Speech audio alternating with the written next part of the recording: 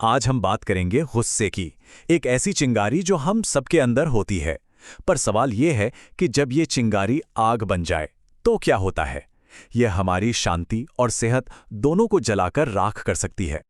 कभी ऐसा महसूस हुआ है कि गुस्सा बस काबू से बाहर हो रहा है, रिश्तों पर असर डाल रहा है, सेहत पर असर डाल रहा है? अगर इसका जवाब हाँ है तो यकीन मानिए, ऐसा महसूस करने वाले सिर्फ आप नहीं हैं।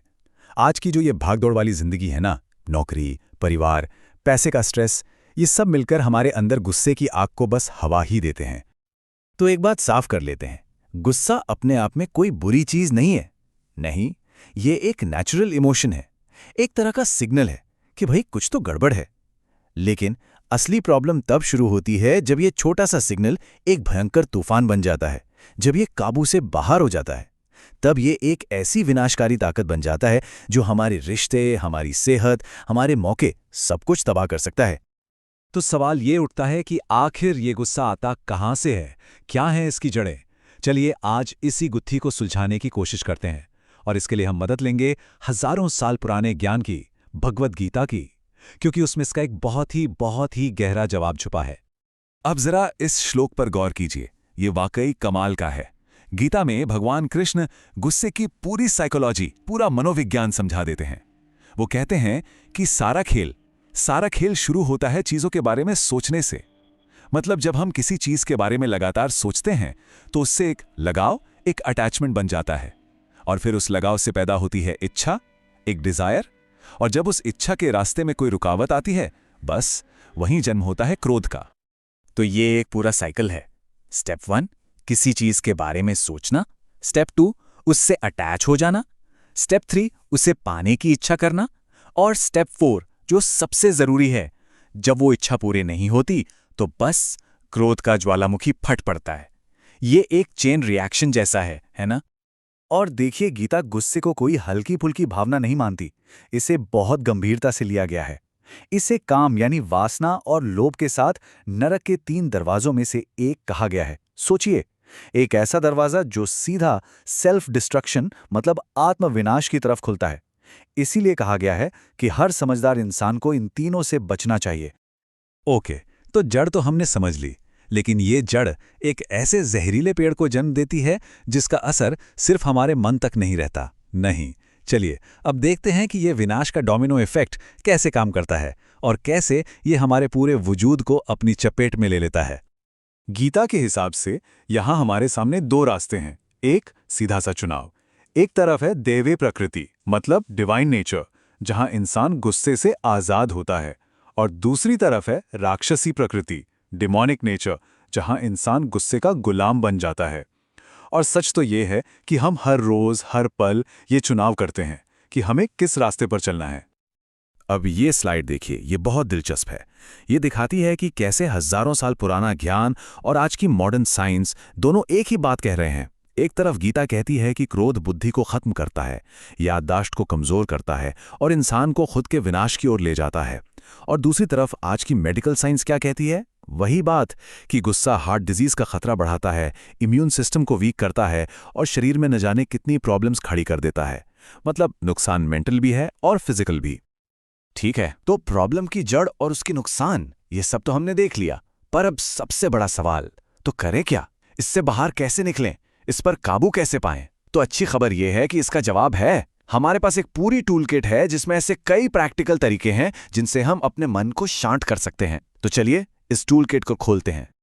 तो मान लीजिए आपको महसूस हो रहा है कि गुस्सा आ रहा है, पारा चढ़ रहा है, तो ये कुछ फर्स्ट एड टिप्स हैं। तुरंत 10 से 1 तक उल्टी गिनती गिनना शुरू कर दीजिए, या फिर कुछ गहरी लंबी सांसें लीजिए। जो भी मन में चल रहा है उसे एक कागज पर लिख डालिए, किसी दोस्त से बात कर लीजिए या बस अपनी जगह से उठकर थोड़ी देर के लिए टहल लीजिए। ये छोटे छोटे पैटर्न ब्रेक हैं जो दिमाग को फौरन शांत करने में जादू की तरह काम करते हैं। ये तो हुई फर्स्ट एड की बात, जो बहुत जरूरी है, लेकिन हमें एक परमानेंट सोल्यूशन भी तो चाहिए, है ना? लंबे समय तक गुस्से पर कंट्रोल पाने के लिए हमें अपनी लाइफस्टाइल में कुछ बदलाव करने होंगे। और इस मामले में योग से ज्यादा पावरफुल टूल शायद ही कोई और हो। यहाँ 5 योगा अभ्यास हैं जो मन की शांति के लिए एकदम रामबाण हैं, जैसे भस्त्रिका और शीतली प्राणायाम। ये आपके सिस्टम को ठंडा करते हैं। अनुलोम विलोम दिमाग के लेफ्ट और राइट साइड में बैलेंस बनाता है। बालासन यानी चाइल्ड पोज, ये स्ट्रेस कम करता है। और आखिर में शवासन, जो शरीर और मन की सारी नेगेटिविटी को बाहर निकालकर आपको पूरी तरह से रीसेट कर देता है। और ये देखिए एक बहुत ही सिंपल लेकिन बहुत गहरी टेक्निक, मुष्टि मुद्रा। करना क्या है, बस आराम से बैठ जाइए, अपनी मुट्ठी बंद कीजिए, लेकिन अंगूठा बाकी उंगलियों के ऊपर होना चाहिए। अब इन मुट्ठियों को अपने घुटनों पर रखिए और गहरी सांसें लीजिए। ये मुद्रा जो है ना, ये दबे हुए गुस्से और फ्रस्ट्रेशन को रिलीज करने का एक बहुत ही पावरफुल तरीका है। तो प्राचीन ज्ञान की बात तो हमने कर ली, अब चलते हैं मॉडर्न साइकोलॉजी की तरफ और बात करते हैं एक बहुत ही कारगर तकनीक की। इसका नाम है कॉग्निटिव बिहेवियरल थेरेपी, जिसे शॉर्ट में सीबीटी कहते हैं। ये बेसिकली हमारे सोचने के तरीके को बदलकर हमारे रिएक्शन को बदलने की एक कला है। तो ये सीबीटी है क्या? ये एक तरह की टॉकिंग थेरेपी है और ये एक बहुत सिंपल से सिद्धांत पर काम करती है कि हमारे विचार, हमारी फीलिंग्स और हमारे एक्शंस, ये तीनों चीजें एक दूसरे से जुड़ी हुई हैं। मतलब अगर हम अपने सोचने का तरीका बदल लें तो हमारी फीलिंग्स और हमारा बर्ताव दोनों अपने आप बदल सकते हैं। चलिए इसे एक एग्जाम्पल से समझते हैं तो और भी क्लियर हो जाएगा। मान लीजिए सिचुएशन ये है कि आपका एक दोस्त आपको रास्ते में मिलता है और बिना कुछ कहे आगे निकल जाता है। अब यहाँ दो तरह की सोच हो सकती है। पहली, अनहेल्पफुल सोच, अरे इसने मुझे इग्नोर कर दिया, मतलब ये मुझे पसंद नहीं करता। इसका रिजल्ट क्या होगा? दुख होगा, गुस्सा आएगा और आप उस दोस्त से दूर हो जाएंगे। आप दूसरी सोच देखते हैं, हेल्पफुल सोच, वो थोड़ा बिजी लग रहा था, पता नहीं सब ठीक है या नहीं। इसका रिजल्ट क्या होगा? आपके मन में गुस्सा नहीं बल्कि उसके लिए चिंता होगी। आप उसे शायद कॉल करके पूछेंगे कि सब ठीक तो है। देखा, सिचुएशन एक ही थी, पर सिर्फ एक सोच बदलने से आपका रिएक्शन, आपकी फीलिंग और शायद आपका रिश्ता सब कुछ बदल गया। तो आखिर में घूम फिर कर सारी बात एक ही चीज पर आ जाती है, चुनाव पर। The power of choice. देखिए, गुस्सा एक इमोशन है, वो तो आएगा और जाएगा, लेकिन उस पर रिएक्ट कैसे करना है, ये कंट्रोल, ये शक्ति हमेशा हमारे ही हाथ में होती है। परमहंस योगानंद का ये कोट कितना पावरफुल है, मैं अपनी शांति में क्रोध का विष नहीं घोलूंगा। कितनी गहरी बात है। शांति हमारा नेचुरल स्टेट है, हमारी अपनी संपत्ति है, और ये फैसला हमें करना है कि हम किसी बाहरी सिचुएशन या किसी और इंसान को अपनी इस शांति में जहर घोलने की इजाजत देते हैं या नहीं। तो ये सब जानने और समझने के बाद अब एक सवाल खुद से पूछने का है, अपने मन की शांति के लिए आज वो कौन सा पहला कदम होगा जो उठाया जा सकता है।